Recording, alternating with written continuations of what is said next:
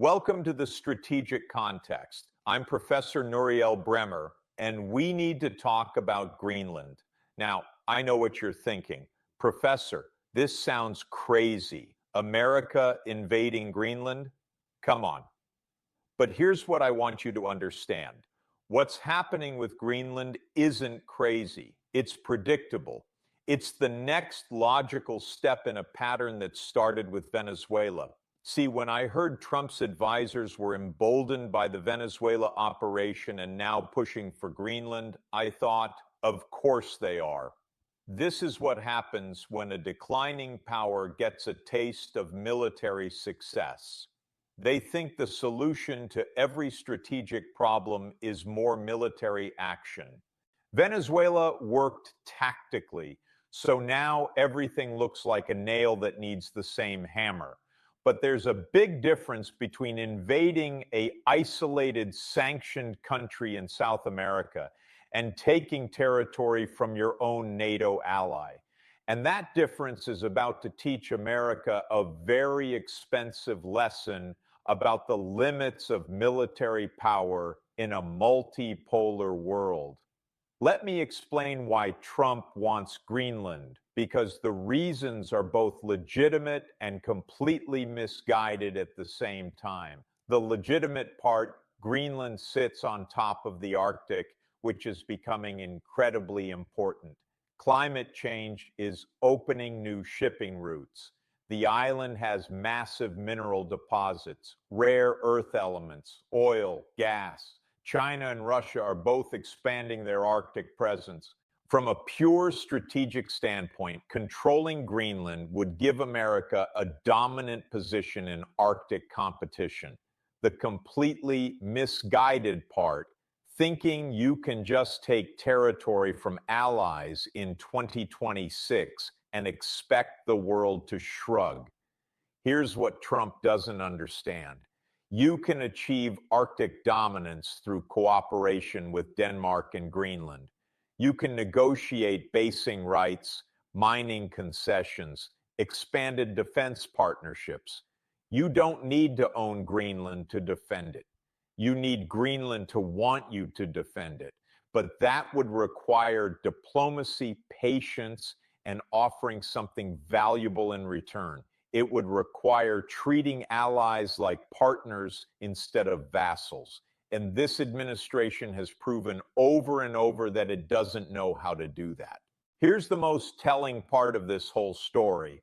America's own generals are trying to talk Trump out of it. According to the reporting, Joint Chiefs of Staff are pushing back hard.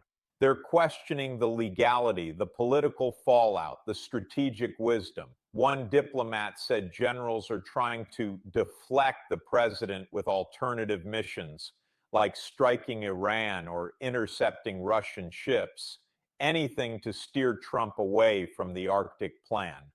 Think about what that means. America's top military leaders would rather start a war with Iran than invade Greenland. That should tell you everything you need to know about how catastrophic they think a Greenland operation would be. These are professional military officers who understand something the political appointees don't.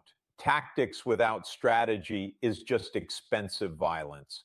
You can win every battle and still lose the war if you're fighting the wrong enemies for the wrong reasons. Let's talk about what a Greenland invasion would mean for NATO, because this is where it gets really serious. NATO has survived for 75 years based on one simple principle. An attack on one member is an attack on all members. But what happens when one member attacks another member? Article 5 doesn't have a procedure for that. The entire alliance structure assumes that threats come from outside, not from the most powerful member against a smaller ally. If America invades Greenland, Denmark has every legal right to invoke Article 5 and ask other NATO members to help defend against American aggression. Can you imagine German or French forces fighting American forces to defend Danish territory? Can you imagine the political and military chaos that would create? European diplomats are already warning this could trigger the most severe crisis in NATO's history. They're not exaggerating. This could literally end the alliance. And here's the truly strategic catastrophe. That might be exactly what some people in Trump's inner circle want. Now, let me tell you what this is really about, because it's not Arctic security or Chinese submarines. It's American domestic politics. The reporting mentions that midterm elections are approaching and fears Republicans could lose control of Congress might be driving the urgency for a dramatic foreign policy move. In other words, Trump wants to invade an allied territory to change the subject from economic problems at home. This is the oldest trick in the authoritarian playbook. When you're failing domestically, start a foreign crisis to rally people around the flag. But here's why it's so dangerous. Foreign policy decisions made for domestic political reasons usually turn into disasters. You end up fighting wars not because they serve national interests, but because they serve electoral interests. And those two things are often completely opposite. Here's something beautiful that's getting lost in all the military planning and diplomatic chaos: Greenland's response. All five political parties in Greenland's parliament, think about that, all five parties issued a joint statement. They said, we don't want to be Americans. We don't want to be Danish. We want to be Greenlanders. That's a 56,000 person population telling the world's most powerful military that they want to determine their own future. And you know what? In 2026, that actually matters more than it used to. Small nations today have more tools to resist great power pressure than they've ever had. International law, global media, economic partnerships with multiple powers.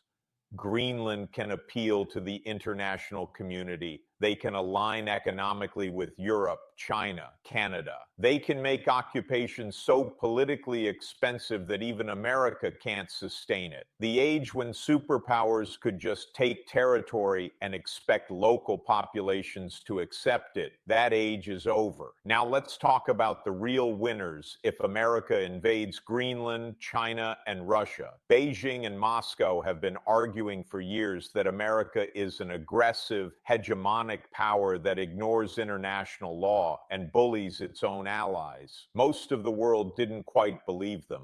America might be pushy, they thought, but it's fundamentally different from authoritarian powers. Well, what's a better way to prove Chinese and Russian propaganda right than by invading the territory of your own ally? Every country that's been on the fence about aligning with America versus China is now going to look at Greenland and think, if America can do this to Denmark, what could they do to us? This is exactly what China needs to accelerate the formation of an anti-American coalition. Countries that were previously neutral will start hedging toward Beijing, not because they love China, but because they're afraid of America. For years, European leaders have been talking about strategic autonomy, the idea that Europe needs to be less dependent on America for its security.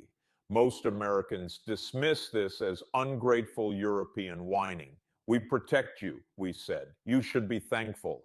Well, what happens when the protector becomes the threat? A Greenland invasion would accelerate European strategic autonomy by decades. It would force Europe to ask fundamental questions. Can we rely on an ally that invades other allies? Do we need our own nuclear deterrent? Should we align more closely with China to balance against American aggression? These are questions Europe hoped never to ask. But American actions are forcing the questions.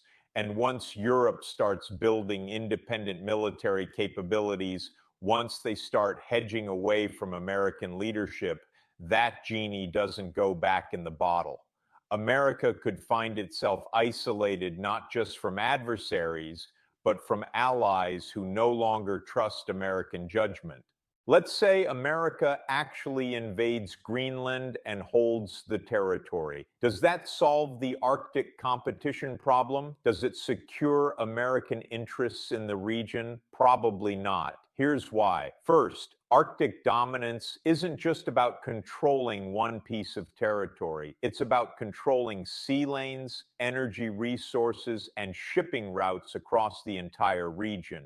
Russia controls most of the Arctic coastline. They have nuclear icebreakers, Arctic military bases, year-round operations capability. China doesn't need to control Arctic territory. They just need access to Arctic shipping routes and resources. They can get that through partnerships with Russia, Canada, Nordic countries. So America conquers Greenland, destroys NATO, alienates Europe, and still doesn't achieve Arctic dominance because the real competition happens through economic partnerships and technological capabilities, not territorial control. Meanwhile, China and Russia get exactly what they wanted: a fractured Western alliance and proof that America can't be trusted. Here's what really worries me about the Venezuela to Greenland pattern. It shows an administration that has learned exactly the wrong lesson from limited tactical success. Venezuela worked because it was an isolated target with no powerful allies willing to fight for it. So the conclusion was military force works. Let's use more military force. But the world isn't full of Venezuelas. Most strategic problems can't be solved by special operations raids. Greenland is connected to NATO, to Europe, to the international legal system. It can't be isolated the way Venezuela was. This is what historians call imperial overstretch. When an empire's ambitions exceed its capabilities, when it tries to solve too many problems through force, when it mistakes tactical success for strategic wisdom. Every declining empire goes through this phase.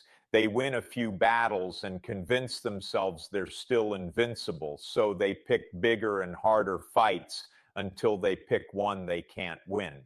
The most revealing part of this whole Greenland story is what it says about American strategic thinking in 2026. We're a country that can't build high-speed rail, can't fix our infrastructure, can't provide universal health care to our citizens, can't solve homelessness in our major cities, but we can plan military invasions of allied territory.